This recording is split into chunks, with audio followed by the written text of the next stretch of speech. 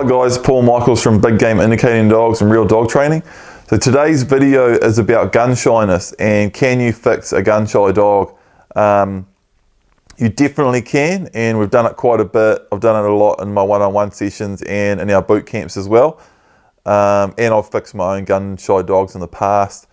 I have heard people say you can't do it, that once a dog's past a certain point of real bad gun shyness, you can't fix it, which is completely untrue.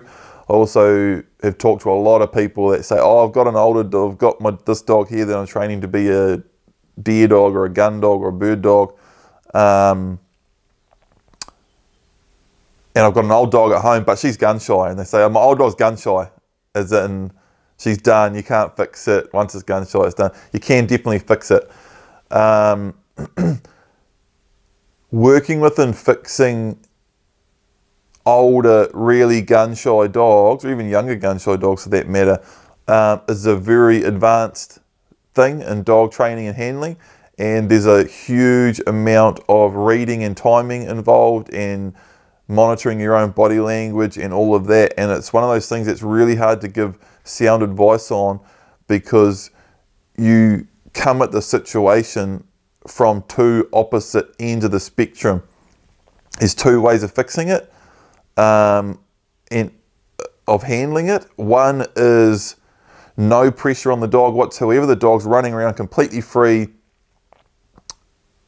and you're firing shots, and quite often I use other dogs that are comfortable with the gun, get the gun shy dog running around with them happily, and then start firing shots very carefully. Sometimes I start right back with subsonics in a suppressed 22 and have the dog running around. So that's one side of the spectrum. No pressure at all, the dog's running around doing whatever it wants, preferably going crazy with other dogs and hyping it right up and connecting, shooting with a nice, happy, excited state. And then you work backwards from there until everything's slowly controlled and steady, and you start working back with your steadiness to shot and all that type of thing. The other end of the spectrum is fully controlled, forcing the dog to stay still, moving away and firing shots, or even sometimes having the dog on a lead or a long line, pulling it right up tight and short, standing on it and firing shots. The dog might be trying to get away, but you're stopping it, and there's a lot involved in that. You can't just have a dog on the end of a rope with it pulling hard and fire shots and it'll fix it.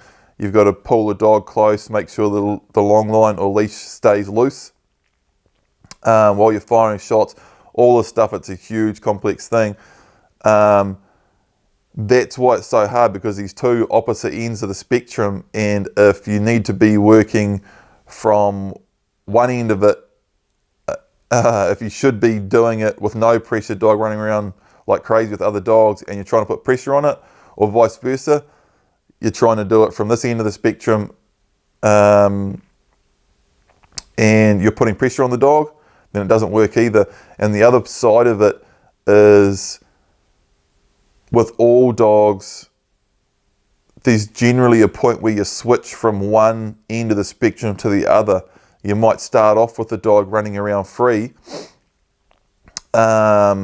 just to get past that initial point and get it comfortable around the gun. But you can only get so far with that, with the dog running around, and it'll always stay at a distance and it'll always keep moving. Then when you try to tell it to sit, but relaxed, it'll always get up and move. So now you need to switch to putting pressure on a dog.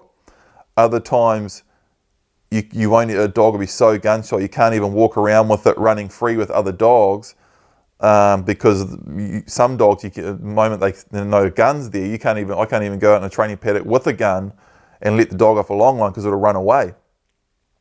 It'll just run back to the house. So, it'll run out of the training area. So that's where we need to start off with a little bit of pressure at the start, very carefully.